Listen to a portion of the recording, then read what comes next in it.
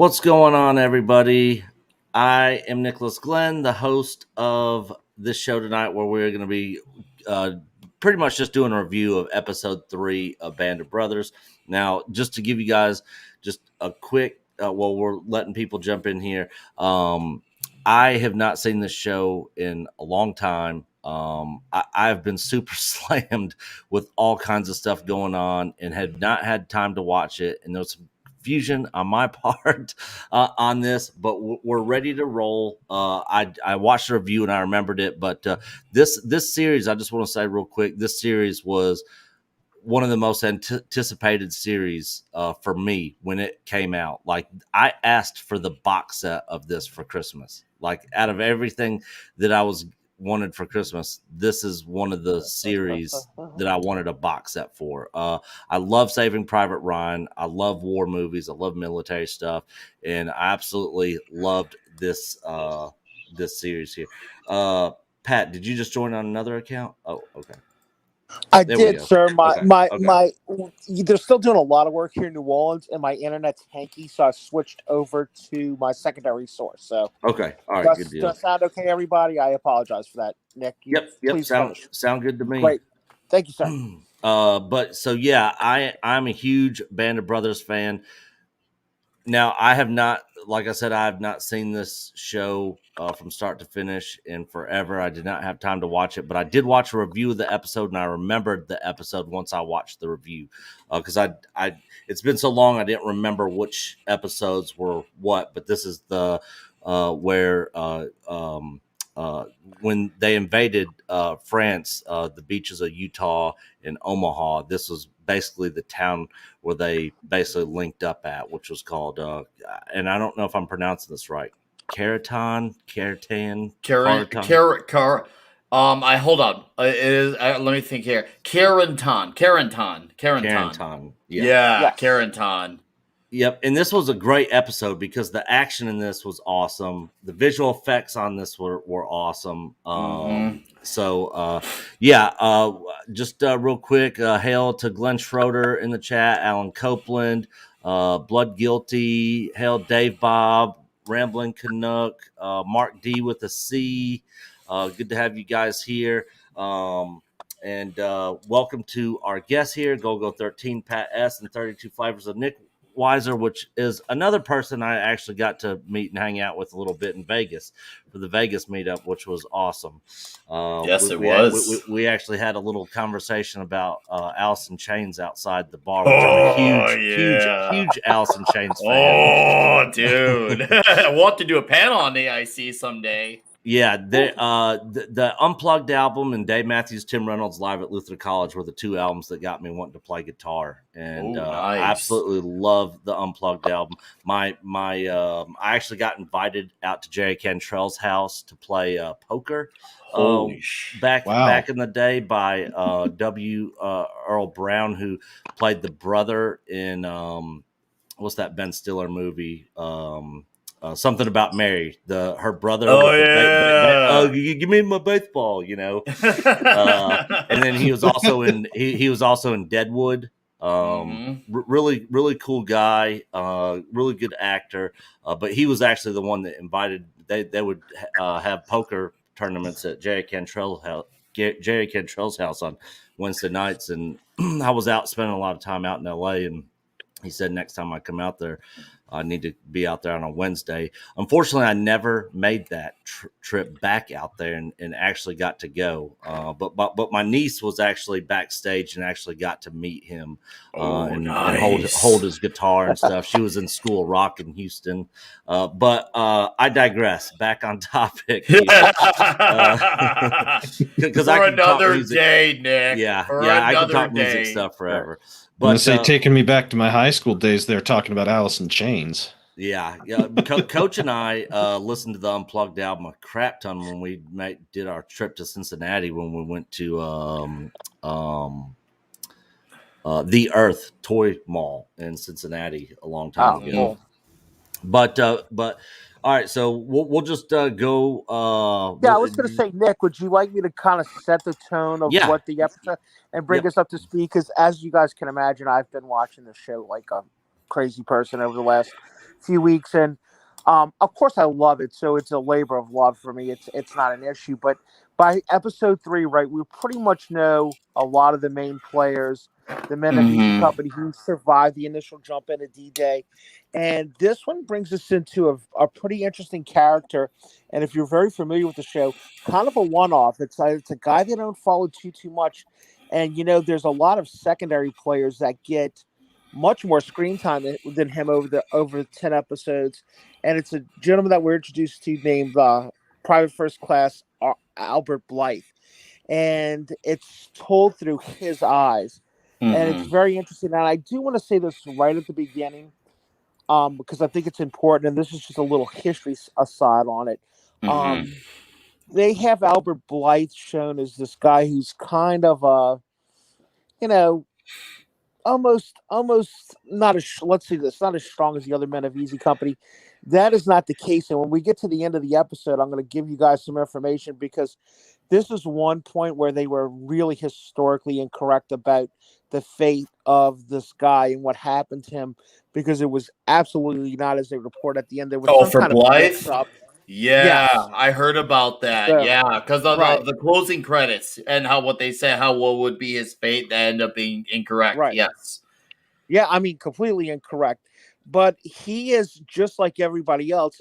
These guys, you have to remember, by the point that we get to Caratan and we see what's going on and everything, and them going into the city, they're going into an area, right? They were fighting in the hedgerows. They've landed there, in some cases, 10, 23, almost 33 days into battle. These guys have a lot of fatigue. They're tired. Sometimes they would go 2 or 3 days without eating, just because they simply didn't have the time to eat something. Mm-hmm. So they were eating chocolate bars, drinking water, and smoking cigarettes if they smoked. That was kind of how things were going. So there again, we're seeing this through a lot through Private Life eyes, but we're also seeing what kind of a leader Dick Winters is here, and what's going on with the inside fighting. And just there again, to set a little bit more of the scene, they did a great job of recreating Caratan, right? It looks really good, and they used some historical buildings and stuff like that. That was mostly a built set, though, and unless you've been there, you really don't understand the scale of this town. This was not like St. Mary Claire's, where a few of the paratroopers landed and the bells were. This was a pretty nice sized town. This is a town of thousands of people. It's not a small village. So there's a lot going on. And as we kind of come to get to see the town the first time, pretty much half the town's on fire, and the townspeople are trying to put the fire out, and that's what we walk into the middle of. Yeah.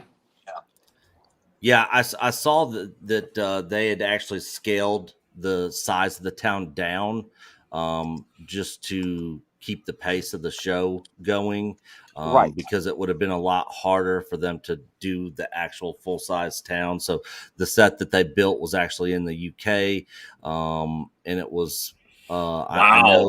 I know the Cafe de Normandy actually wasn't historically accurate when they come over the hill in the beginning when they're first entering the town. Mhm. And they're actually not even sure if there's actually a cafe there or not. But that was one thing that I did see on my research on the episode. From what I was able to find is that yes, there is a rather famous cafe that is still there, more or less in the center of it. From one of the videos that was recommended to me to look at, and the scale of the battle is actually quite small in comparison to what it actually was.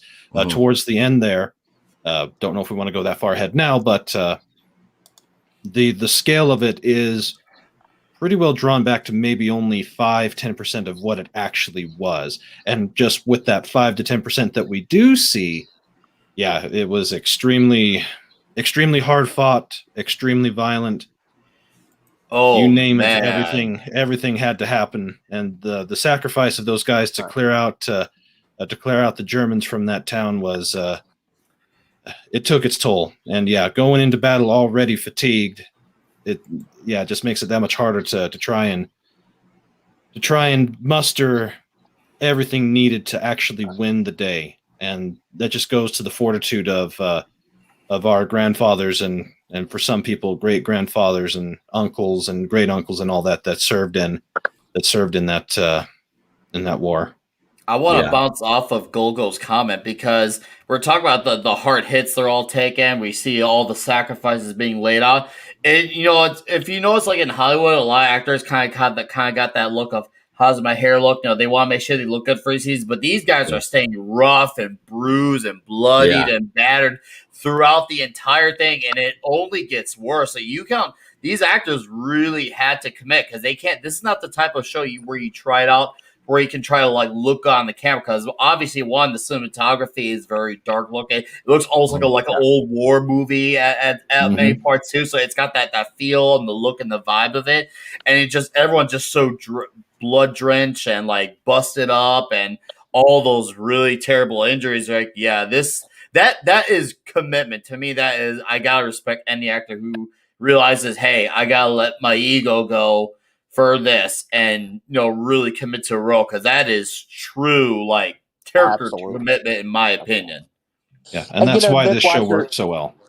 Go ahead, Nick Weiser, while you're rolling on that, and one of the reasons we were all excited that you were being a part of it is you truly are a connoisseur, sir, of both awful shows but great shows too, and great movies. I just want to know, what did you think of the first couple of scenes about how Blythe was introduced, and just kind of in general how they kind of flowed into, okay, we're past D-Day, we're past D-Day +2, we're past, and into this whole thing with Caratan and more of this inland fighting. What did you think of those first couple of scenes? I just thought, holy crud, there's more combat going on, and these guys are like, and they're not even done. And once again, you added earlier, like they're tired, they're worn out, and it's just like, holy crap, there's more. And like for me, I'm going into this episode as a normie because I was hot off the heels of also 1 and 2 as well. So I'm just like, holy crap, when does it end for these guys? They cannot catch a break. That was like one of my like takeaways from it. And I like at times it's more obvious and more upfront, and there's times it's more background, but the music, like within that, and then the episode in general, I really like it. It's very, very defining for its timeline as well. I'm not to make it about music in general, but it's just like it really does. Like it's one of those soundtracks that's so fitting. Like it got to a point where when I was at work, it was in my head. Like I was like, oh yeah, they did it. They got me. Like they got me. And I want to add a little thing because I actually listened to some podcasts that revolved specifically around this episode. The actors on set were actually referring to each other by their military name characters in the show. I thought that was it's a little thing, but it's a really cool thing. That's how you keep the vibe going of staying in the character mode by calling it, rather than calling by the actor name, calling them the military. I'm like, oh, that's awesome. Actually, it really is the little things that add up. It really is. Commitment and method acting. They really took it to the next level with this one. Yes. If they were doing that. Yes. But there are some central themes, not only to this show that have been brought to my attention, but also in the whole show overarching, and that has to deal with leadership, following a leader into the thick of things, the willingness to follow that leader into hell and back. But then there's also an overarching theme of self-sacrifice. And that's something that, unfortunately, I don't believe a lot of the younger generations, or at least anybody younger than us, I think really can grasp. And it makes the telling of the story that much harder for them to believe, because they've never had to live through that. Mm-hmm. Even with everything that has happened within the past 20 years, that level of sacrifice has never been required or needed, or the saving of all the metal to make ammunition, right, or the rationing of things. So well, everything that they went through is very. You make a great point, because if you read the production notes on this, one of the big things that they wanted to do with this, and I'm sure a few people are kind of wondering, like, well, we sure do see a lot of this Ronald Spears, and he's not even from Easy Company. He's from Dog Company. But it's interesting, you and those of you, I don't want to spoil it if you're watching along and as you're following the reviews, but you'll see why he becomes he's an important character throughout the whole show, and certainly his impact on Easy Company. But Gogol made a great point. He kind of caught that, right?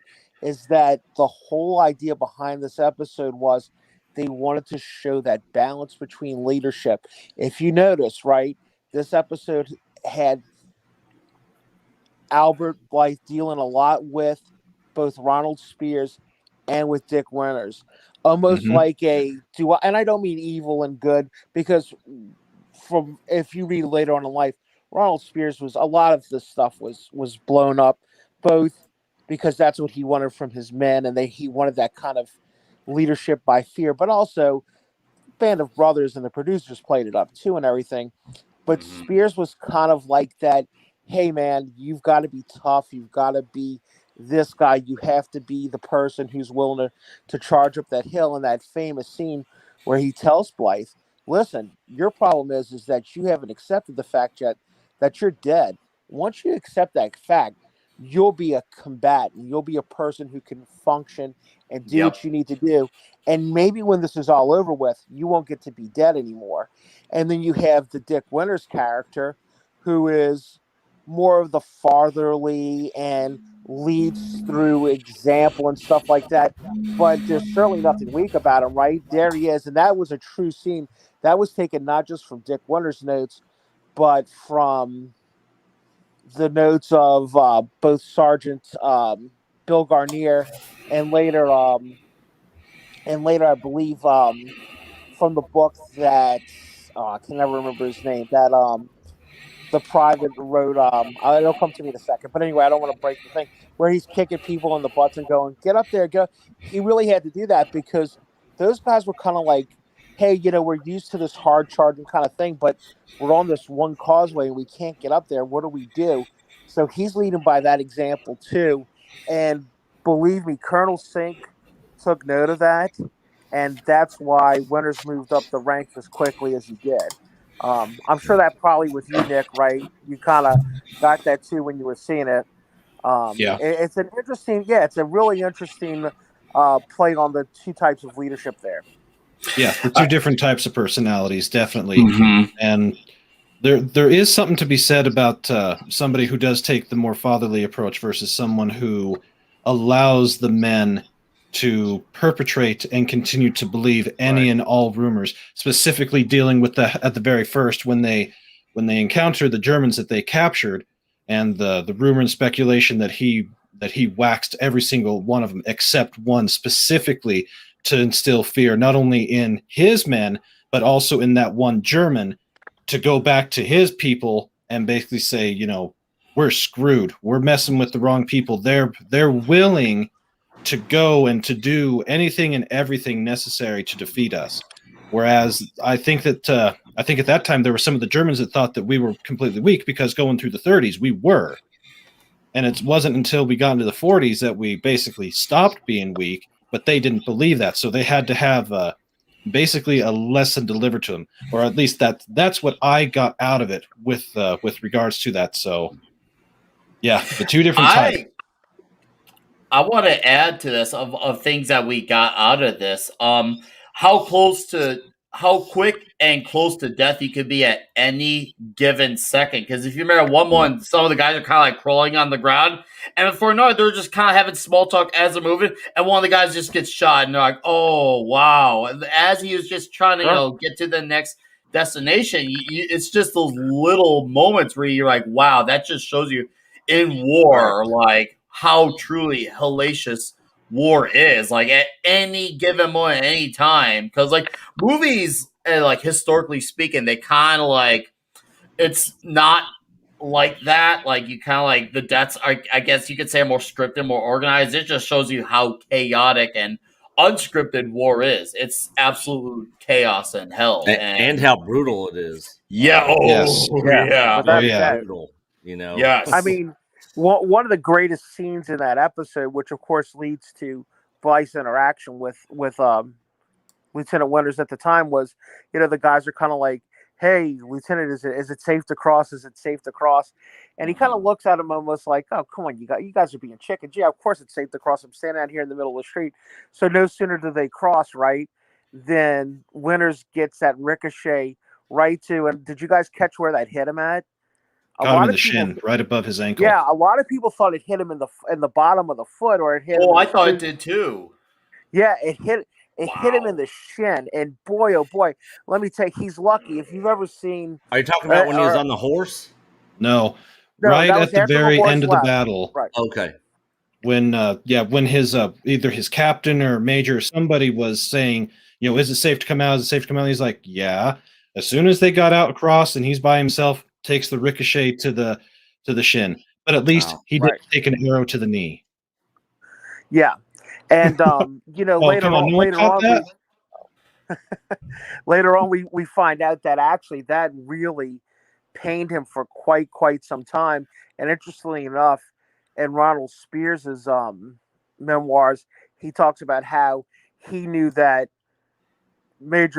Dick Winters was a true hard charger, because he knew that guy had to be in a ton of pain. I mean, your shin. Think about if you hit your shin just on a bedpost.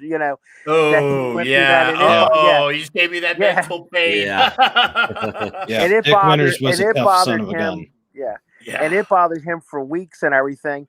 But that kind of leads us into when he goes and sees Blythe and runs into him in the infirmary. And I have to ask you, Nick, what did you think of that? Because that was almost like a Messiah moment, right? Like Dick Winters is this. Are you talking about when he sees him and like he's kind of like almost like spacing out? Like can't see. Oh man, I remember blindness, seeing that scene and like feeling what was going on in his head type of moment. He's just like, that man just lived through so much stuff, and he's probably just like, he could be reliving that all in his head. He's probably not even there in his mind. His brain's probably scrambled and shattered.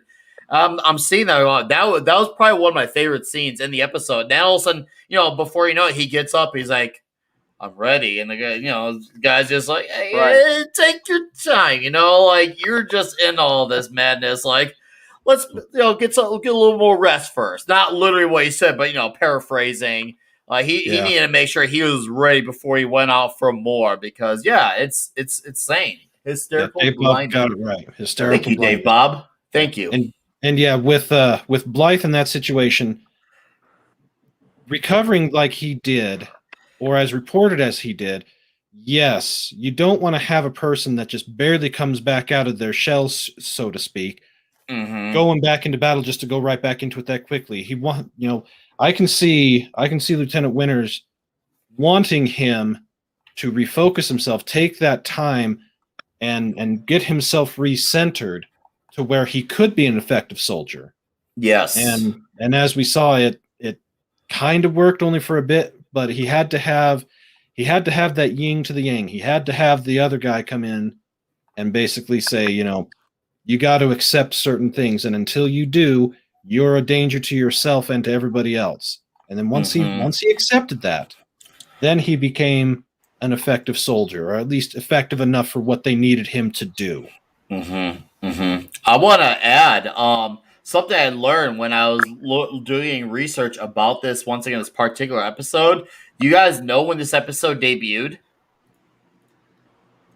5 days after 9/11. So that adds a whole actual level of chill to this episode. I'm like, whoa, you're seeing one like real life event play out, and then you're seeing these events play out, both obviously different types of like scary, and it's just like, whoa, like how go from a real life chaos to now obviously a chaos that happened in a past time is just like, whoa, that was very, very timely. I just wanted to add to. I'm like, whoa, that's really weird.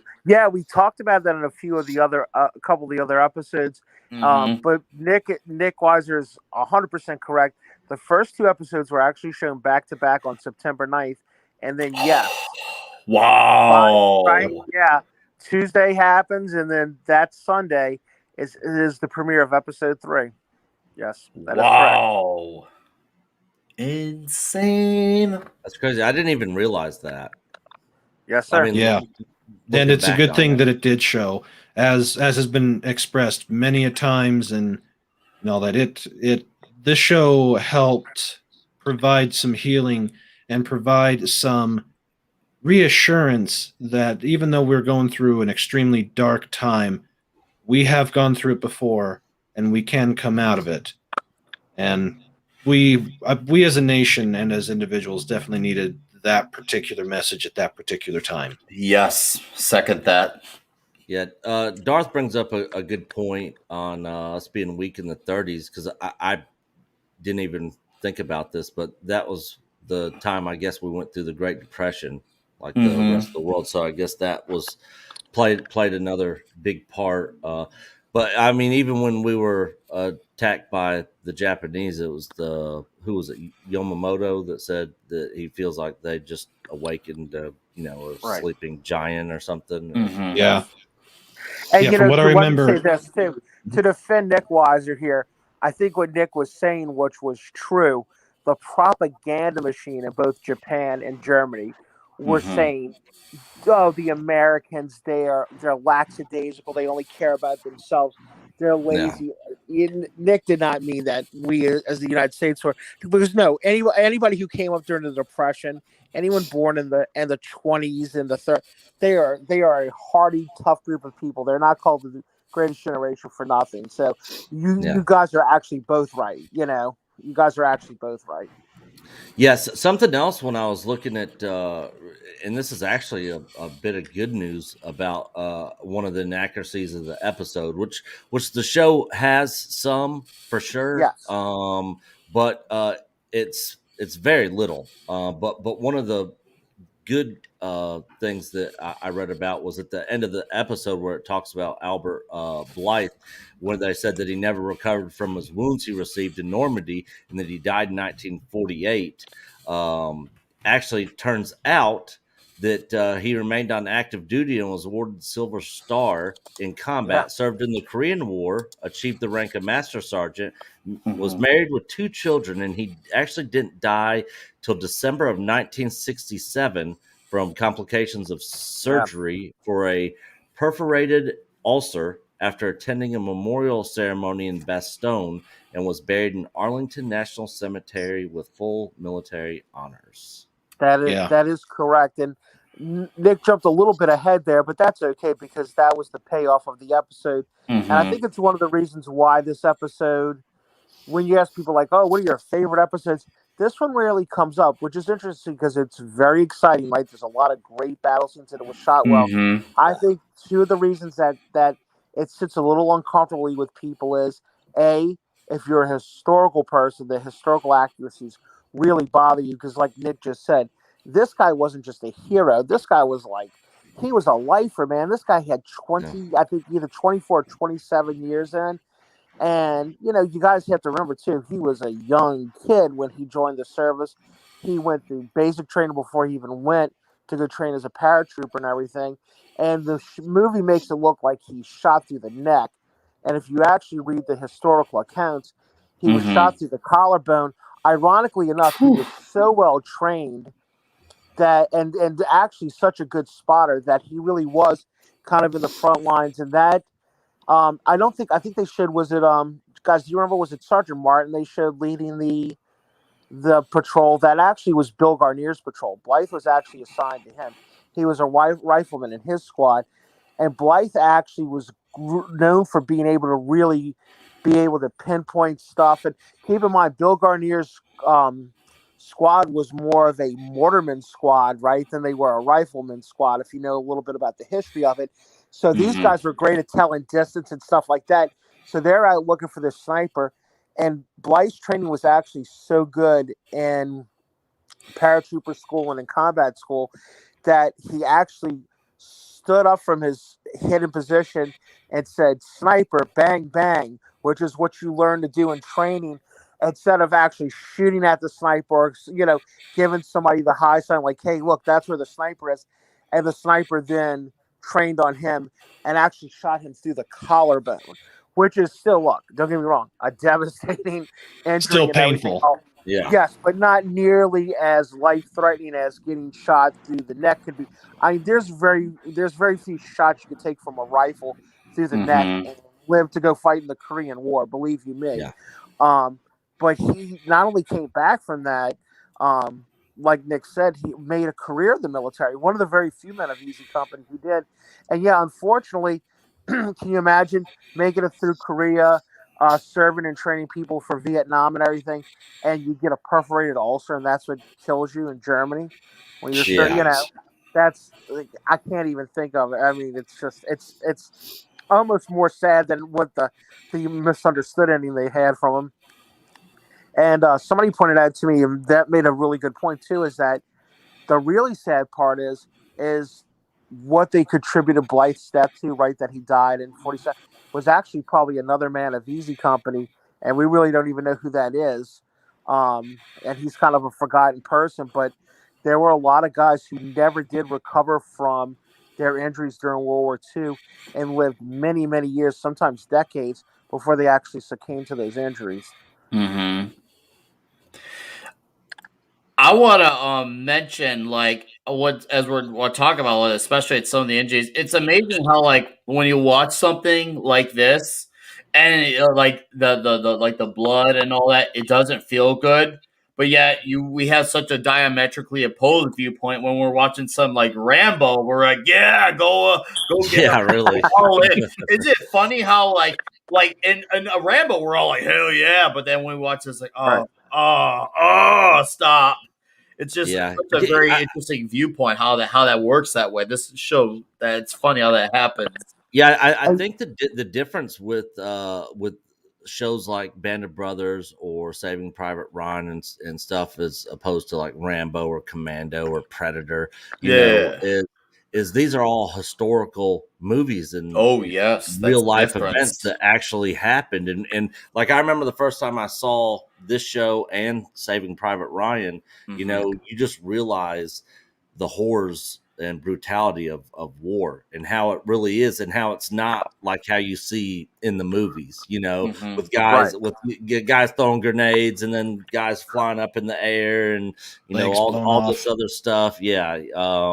You know, it's way more brutal, you know, in real life than the way Hollywood portrays it. Yeah. And you know, Nick, you make a good point there too, because especially with Band of Brothers, right? One of the great things that the production did, and I just think it was brilliant, which was having interspersed throughout these episodes at the beginning and at the end and everything, these real life veterans. And, you know, we all know them now, right? We can kind of look back and go, oh, that's so and so. But keep in mind, when you're first watching this, right, you don't know who these guys are. They're not putting little tags on their name like this was Major what. So you don't know who it is that's living and who doesn't make it. So not only do you know, like, these are real people, but I'm watching some of these guys, and obviously these old guys are the ones who lived. But are they the ones I'm seeing in the episode? And I think that was probably very telling at the end for Blythe, because a lot of those guys that are watching that and thinking, "Oh man, he died in 47." Well, we know one of those old guys isn't Private Albert Blythe, right? So that makes it even more real for you, without a doubt. Yeah, definitely. So, and them showing like all the pictures of the actual people, you know, and it, like just the realism of it and the understanding in your brain of like this isn't just like a movie. Like this stuff, these people really went through this stuff, you know. Absolutely. Well, you know, this is a question I've kind of always wanted to ask a few people who are like-minded and love this show. And Nick, if you don't mind me just taking over for a second, I'd kind of like to know what you three guys would think about if you had your lieutenant, right? Whether that be leading your squad, your company, whatever it is, would you prefer a more of a Ronald Spears type leader, or would you prefer more of a Dick Winters type leader? And I want you to really think about this. I'm talking about going into combat and being with those guys. And I will say this too. I think when you take the whole picture in, it's really something like, is there a right answer to this question? But I'm just curious, what do you guys think of that? I mean, I don't think I don't feel like one is drastically greater than the other, but if man, if it's gonna boil down to it, I maybe Spears. I mean, just the fact that he can get himself back together even after such like trauma that he lived, the fact that he's willing to say, I gotta get back out there and do this, like that's not something that anyone can just do. So I guess for that, I'd have to go for that. God. Yeah. When it goes to who are you going to follow into battle, if you're wanting to get things done, get home, no nonsense, I would have to go with Spears, if for no other reason than the brutality level that he is willing to do to get the job done and to get his men home.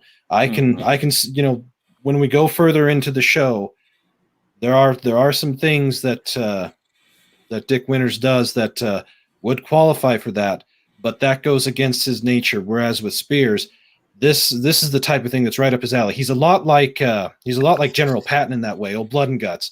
He wanted to be in the action all the time, always going forward. He loved his men, he loved his soldiers, but he wasn't afraid to slap them if he felt that they were being completely and utterly cowardly about it. And I kind of get that from Spears, that if he needed to, that would have been the next step that he would have taken with Blythe, had Blythe not responded to the "you're already dead" speech. And you know, Patton got in trouble for that. But at the end of the day, if I was going to follow somebody into hell and back, I would want to go with the one that's going straight to that place. So I would have to go with Spears. Yeah, same reasons that both those guys mentioned, Spears. And there's actually, if you guys go out and look for it on YouTube, there's actually an interview that Winters did talking about Spears. Really? Yes, Yeah. it's very Nice. Pat, I'm guessing you know the interview I'm talking about. I think Nick's talking about, Nick, if you find that, you could put it in the chat, that'd be great. Yeah, but I think Nick's talking about a congressman who was from his state who actually I'll dig for what talked about different ones. And yeah, he basically said that Spears was a brute. He was a brute of a man, but sometimes you need a brute of a man to go out there and get the job done in wartime. It's a necessity. I will say in Spears' defense, though, he was another man who made the military his career. He was actually commandant, and they actually say this sort of Spandau prison in Germany, and was a great guy, and probably the only person in the show that they showed who not really truly not only loved his men, but he was known to go to both. Of course, there were much fewer, but Dog Company's reunions as well as Easy Company's reunions. So there was a lot to say about him. I think he was probably able to shut a lot of that off later on in life. But I will say this, guys. I appreciate your answers. I think there's a lot to be said with Spears. I think probably in retrospect, I would probably want more of a Winters, because I think Winters was a little bit more better tactician. Mindful of not. No. Actually, I think they were both great tacticians, but definitely Dick Winters was, right. I mean, they still teach his attack on the four guns on D-Day at West Point, so he's definitely a tactician. And if you remember right, Spears was there too. What does Spears do? He basically sprints across the field with his guys and attacks that fourth gun. Still got the job done, right? But a much more dangerous way of going about it. And I think Spears was a little bit more mindful of maybe keeping his men safe. And now it doesn't mean he wasn't willing to send people to their death. He knew that was the case sometimes. But I think I might have had a little bit of a better survival rate with somebody like Dick Winters. And I'm also saying, let's be fair here too. I mean, obviously, Winters is the main focus of the whole story. And rightfully so. Not only is it a great story, not only is he a decorated veteran, but as been said before, the majority of both Stephen Ambrose's book, Band of Brothers, and the production itself came from the files, and I'm talking 2 cabinetfuls of files that Dick Winters kept both during training, during the war, and after the war. Following these guys, he was able to hand Stephen Ambrose and the production team a list of, hey, this is where everybody lives. This is their phone numbers.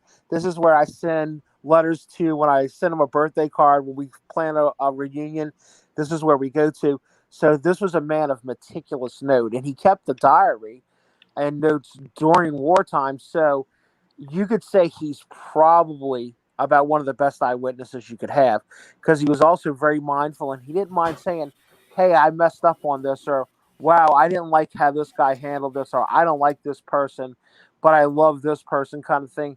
He wasn't afraid to do that. So I think it's a very honest representation of what happened.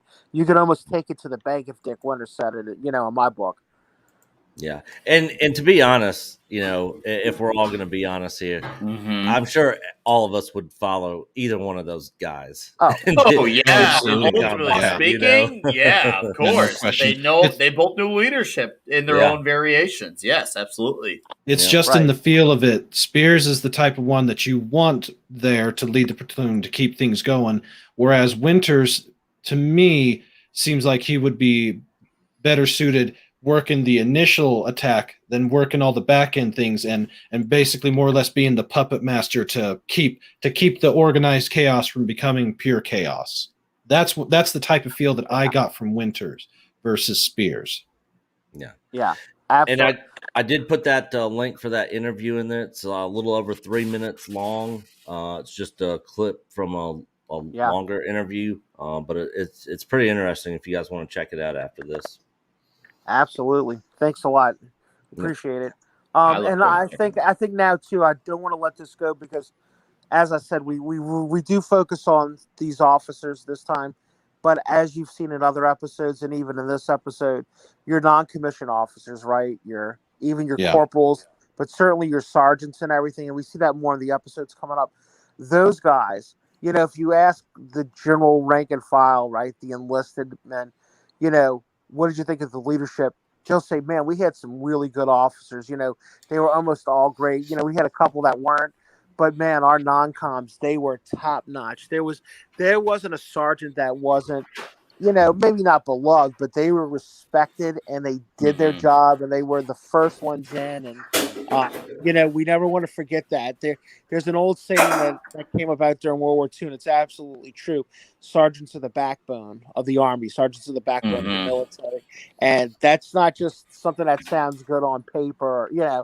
Looks good on paper, sounds good as a saying. It really is true. Those are the guys that really make the wheels turn in the military Yeah, to this Yeah. day. absolutely. No, I'm glad you mentioned that, Pat, because leadership is a very interesting thing, because you want to it's a balance. You want to get these guys to understand the harshness of what they're about to face, but at the same time you don't want to drive them too hard to the point where they might all align against you. So it's a very tricky line to figure out where is that perfect balance to say, okay, I gotta go hard, but I can't do it to the point where they're going to end up resenting it all gang up hating me, because that could definitely be an issue too. But I'd say from what we saw in this episode, we saw a right balance in this episode, unlike per se episode 1, where there's definitely some resentment earlier on in the show.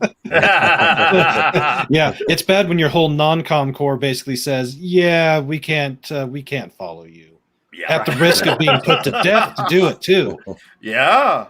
That takes some balls to go and say, we won't follow this guy when they know that if the colonel really wanted to, he could have him executed for basically dereliction of duty. Yeah. But at the end of the day, it works out better. It was actually worse than dereliction of duty. Go, well, that is actually considered mutiny. We think about that in the Navy, but yeah, they're on the dawn of the biggest invasion in history, certainly, by sea. And those guys he could have absolutely wiped them out. But I think, and in all fairness to Colonel Sink, and he's played by the wonderful actor and military advisor Dale Dial, and Dale does an excellent job with him.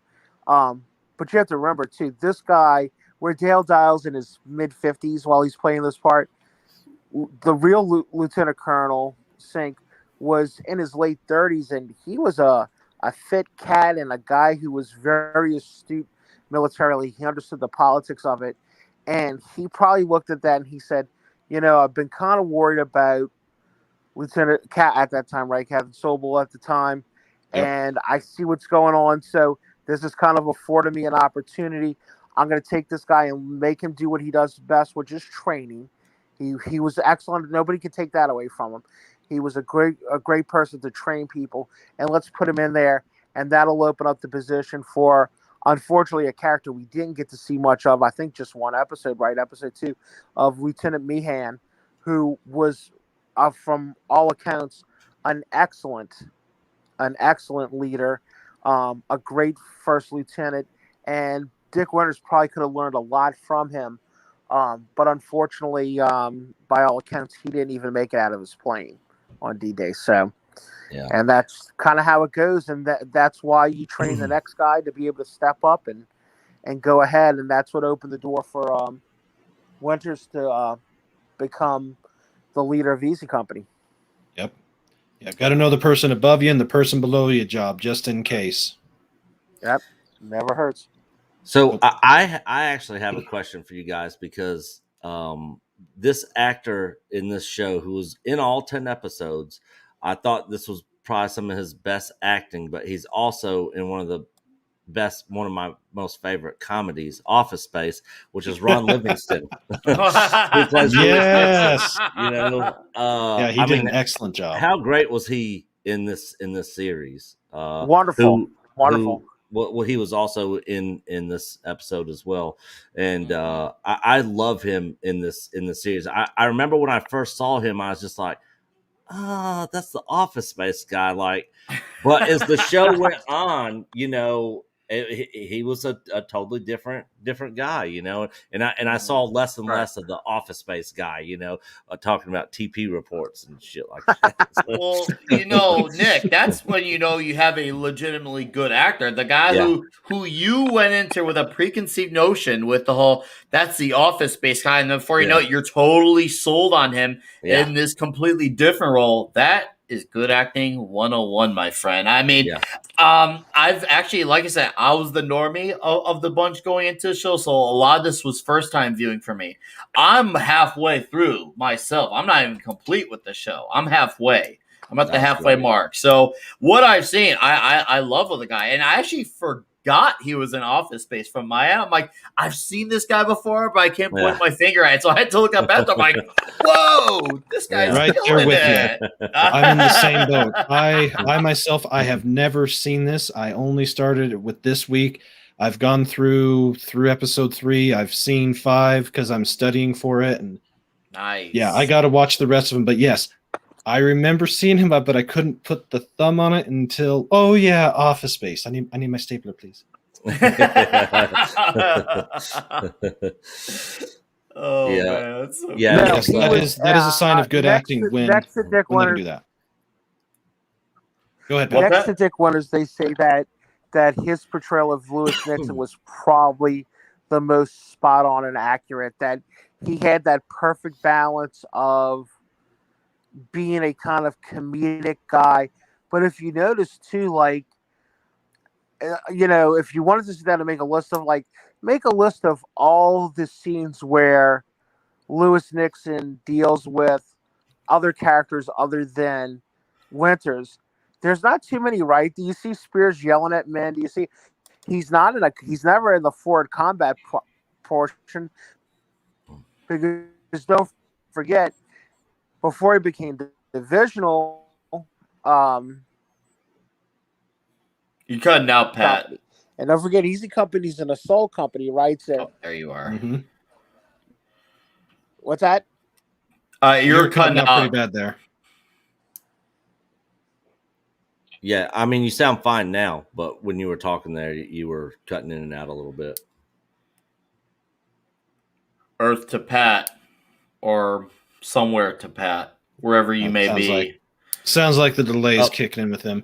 There was one thing that I did want to bring up here about the end engagement and the taking of Carentan.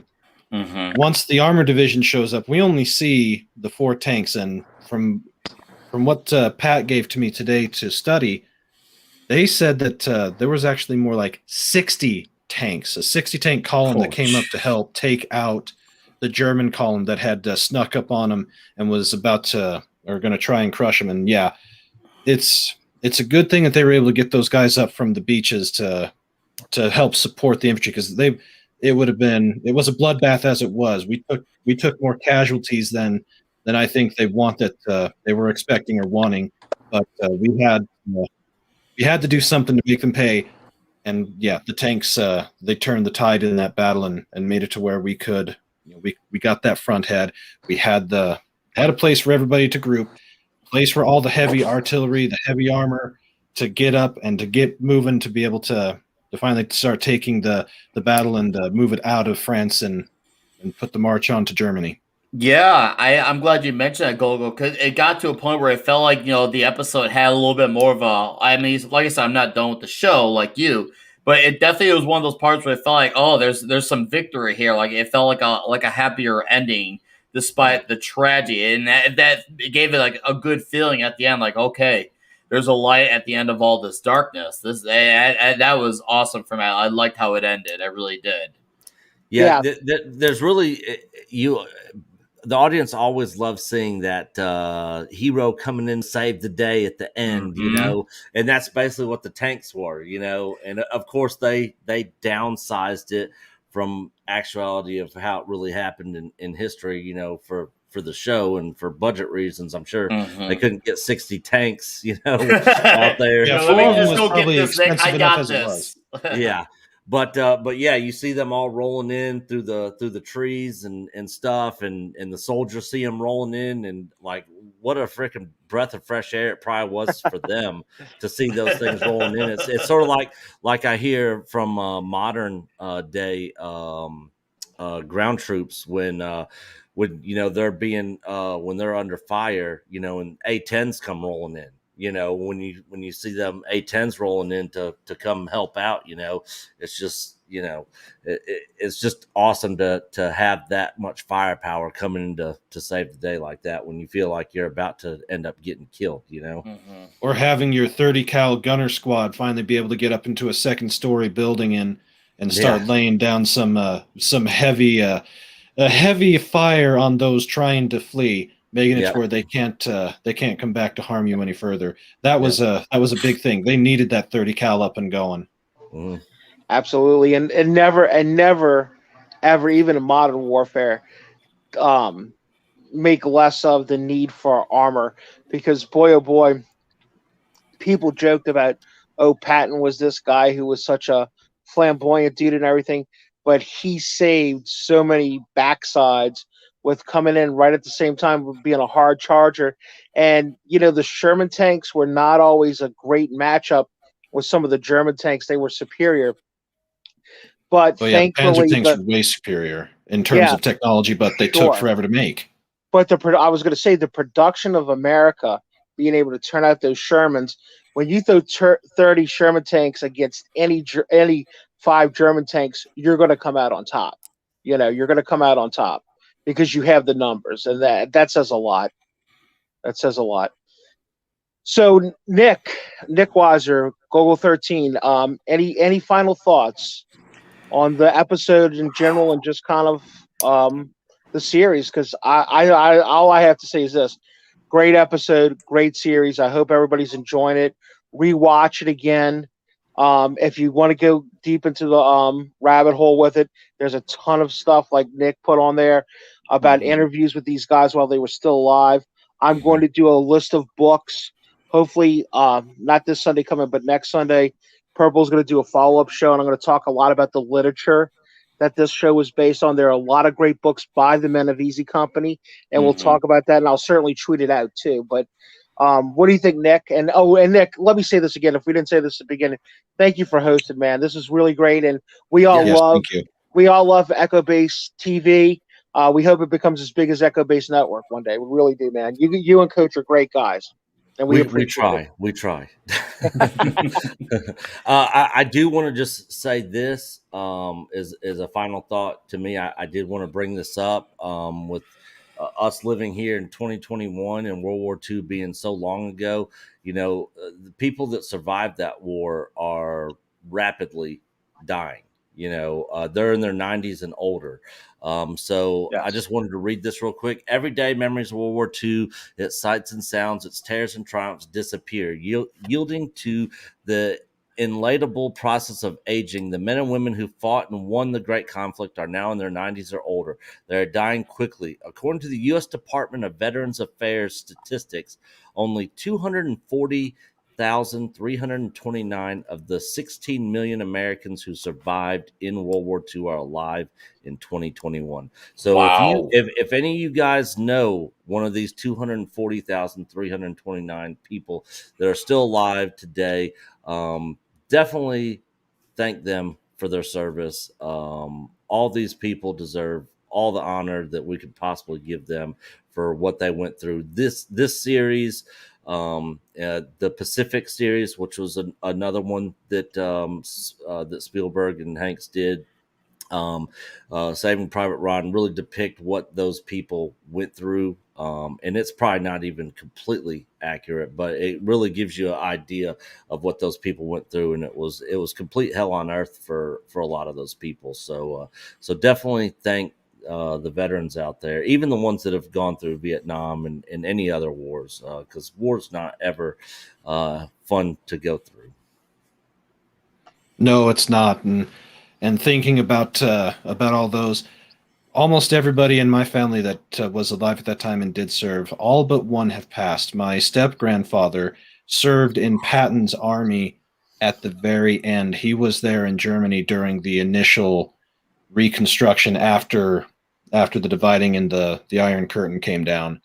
But my uncle that was in the army, he was basically an APC driver, and he was there during the landings. Yeah, he survived the whole thing, but he died back in the 2000s.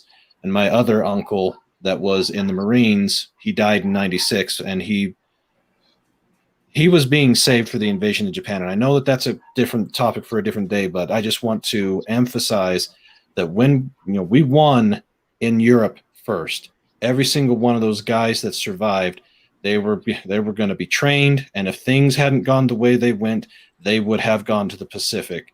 And I remember my uncle telling me that had we not dropped the bomb, they were estimating minimum casualties of U.S. soldiers at over 1 million, and the Japanese would have fought to the very last man, woman, and child. So that would have been basically a genocide of over 100 million people. Is what it would have taken at that time. So, yeah, the fortitude necessary to do what they did, it's something that if anything were to happen and we were called upon to do it, I would hope that I would have the ability to do it. Yeah, absolutely. And they were all the people over there in Europe were all gearing up, to head to the Pacific, at the end there. So yeah, they were. Thank God they didn't have to go through that anymore, and the war was ended. Yeah, absolutely. Nick, me? Yes, sir. Yeah, Nick Wise. Yeah. We got the two Nicks. It's definitely I haven't watched a lot of war-based content in a while, so it definitely got my attention all over again. And I look back on, let's say, once again, I'm at the halfway point. I'm looking forward to getting to the finishing line. It is definitely revitalized like my interest in this type of material, and I'm looking forward to finishing it. And also, I want to tell people like why history is important. And if you want to learn about why the wars and like the brutality and why history is important, this is a good example to show younger generations why, because this is what these guys fought for. This is a good example. I'll show you what I guess you could say as close to literal hell that they went through to fight for what we have today. This is a good example to show people, because obviously we don't want to have a real life replica, but it's one of the closest things we can get to showing people. Like, that's what my big take is on this, is showing a lot of the Zers out there why our freedom is essential and is unconditional. Yeah, absolutely.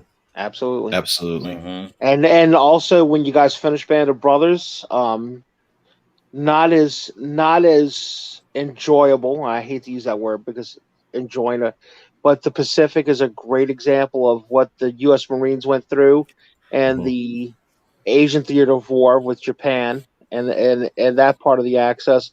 And of course, I'm excited about Masters of the Air, which is the upcoming series dealing with the United States Army Air Force. And what they did during World War II. So I'm happy to see these are still getting produced, and I think people need to see them. And I'm glad Yes, we're doing agreed. stuff like this to keep it in people's minds for sure. Mhm. Absolutely. History is important, man, and history, like life freedom, is essential. Absolutely. Hmm. Well, thank you all. Thank you, Nick, for hosting us. Thank you, Nick Weiser, for coming. Thank you, Gogol. Thank you Yeah, to the thank you for chat. having And me. anything else, Nick, that you think we need to say or do, or before we go, or No, I your think show, that's brother? going to wrap it up. Unless Gogo or you or Nick have anything else to add before we roll out. I guess what?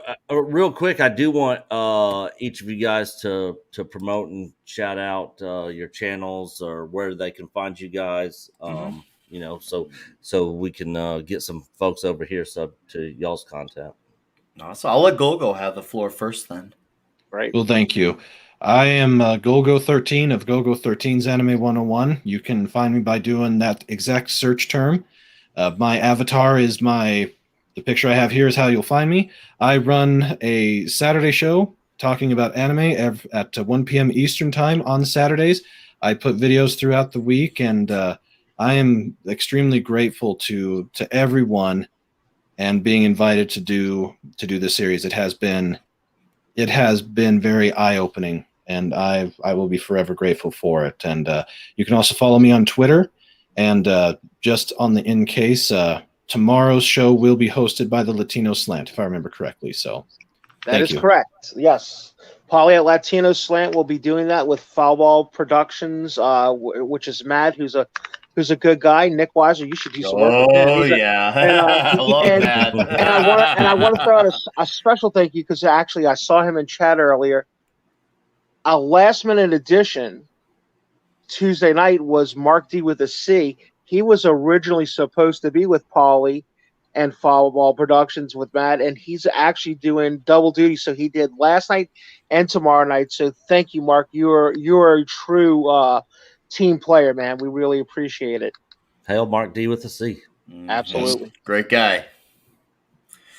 All right. Well, I guess Golgo, you got anything you add? Otherwise, I'm just gonna start talking.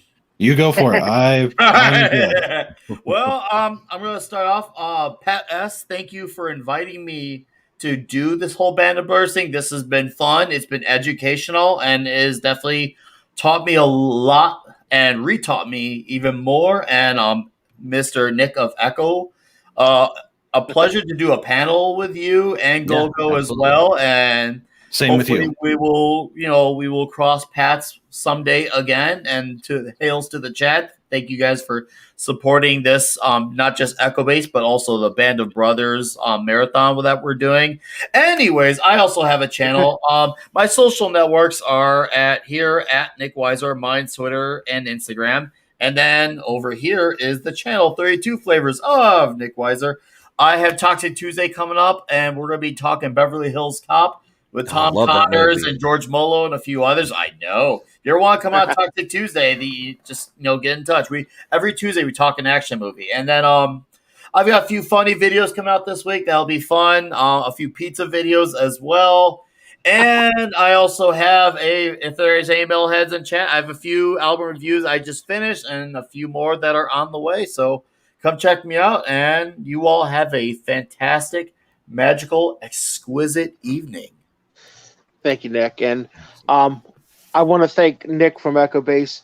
Nick, at the beginning of the thing was like, hey, Pat, why don't you jump in and do some of the history? And my goal was never to be on air, but I was sure happy to help out and everything. And Nick, we know how crazy busy it's been for you, man, and we really appreciate you chunking out the time for us. Yes, Polly's tomorrow night. I produce both Gogol 13, 24/7 Fusion Media. I'm a producer with Vito the Amazing, who is actually going to have our Friday nights show, so check that out. And I am Friends of Echo Base Network. And yes, I hope we all do get to see each other in real life someday. And I'd like to point out that actually both Nick Weiser and Nick, that Nashville is awfully close to where both of you guys live. It's not that far from Chicago. And No, that's not. I've been there. Nick, I think if you got on your roof, you could probably see Nashville from your house that far up in Alabama. So, and I know you're going to be there, correct? You will be in Nashville in April, May, correct? Yes, April. Awesome. So we're doing a huge meetup, a huge Echo Base network meetup at the ICCC Con next May 28th, 29th, or no, 29th, 30th, and May 1st. So end of April, 1st of May. Correct. Next April, ICCC Con. Ian McDermott, who plays the Emperor, will be there. Wow. So it's a big con. It's going to be Star Wars, Star Trek, comics. They have it all there. And this is a fan convention. This isn't anything put on by Disney or any of the corporations. This is a complete fan event. We are doing a huge meetup there, so I hope everybody can come. I hope everybody on the panel could make it out there, because me and Coach will for sure be there, Nashville next year, and we'll keep talking about it on our streams like we always do. Great. All the way up until next April. So, and what is Echo Base Network and Echo Base TV's current schedule as of today? So, our current for sure schedule is every Monday nights Echo Base TV, where we promote other people's channels with our Echo Base TV episode, where other people send us content, anywhere between 5 to 10 minutes long. It's awesome. We mash it all into one long episode. And we just started this series on Echo Base TV. And the whole main reason we started it is because Coach and I are not full-time YouTubers. We literally do this when we can, and we try to make time for it as much as we can, but we got full-time career jobs, right. And Coach has a full-time family with kids and everything. And we get a lot of people who want to do streams with us and that want to have us on the channel and that we want to have on our channel. We just don't always have the time, and so we did this as an easy way to help promote other channels, since we don't always have the time to always go on other channels or have all these other people that we'd love to have on the channel come on all the time. So that's really where this kind of birthed out from, so that we are able to help promote other people. So we do that every Monday at 7. We get content out as much as we can, but again, we're very inconsistent just because we're so busy, so we just get content out when we can. And then of course our Saturday night shows moved to Thursdays on the main channel, just so that we'd have weekends off. So Coach would have more time to do family stuff. And so Thursday nights at 7 is our main show. Tomorrow, Coach is probably not going to make tomorrow's show. He's probably going to be busy. So we will be live on the main channel tomorrow night. Great. Excellent. And the LucasArts documentary is coming along. We're just about finished with the outline of the chapters, which are our next documentary. For those of you, I'm sure everybody has already seen our previous documentary on the Star Wars sequel trilogy. We're doing one on the rise and fall of LucasArts Gaming. There's going to be a lot of people involved in that. It's been a long process making this documentary. And hopefully we're going to have it out by the end of the year. Our last documentary, on the sequel trilogy documentary, the Blu-rays are hopefully going to be finished up at the end of this month. So we actually got physical Blu-ray copies of the documentary. Coach and I are going to sign them. Doomcock, we're going to actually send him a couple to sign that we're going to be giving away on the main channel. So you guys stay tuned for that stuff. Just in time for Christmas, sir. Yeah, excellent. Absolutely. Yeah, and I want to thank all you guys for coming on here. Thanks for involving me in this. I love this series. Again, apologies on my confusion on my end, which had nothing to do with you guys. It's just I'm so scatterbrained with everything going on. I just it's ridiculous. But I think I think I was able to pull this thing off, and kind of get up to speed on everything. I absolutely love this series. I love anything to do with historical war movies, like Saving Private Ryan, the Pacific, which wasn't as good as Band of Brothers, but still worth watching. Right. But it was an honor to be a part of this for sure. Great. Yeah, Nick, you look, don't sweat it. I think it went great, guys, and it looks good. It's top 3 so far, for sure. Yes, definitely top 3 so I agree, far. top 3. All right. Thank you, gentlemen. Good night, chat. We appreciate it. Thank you, Nick, again. And we will see you guys Thank on you. the main channel tomorrow night. As Coach always says, we are UR Echo Base Network, and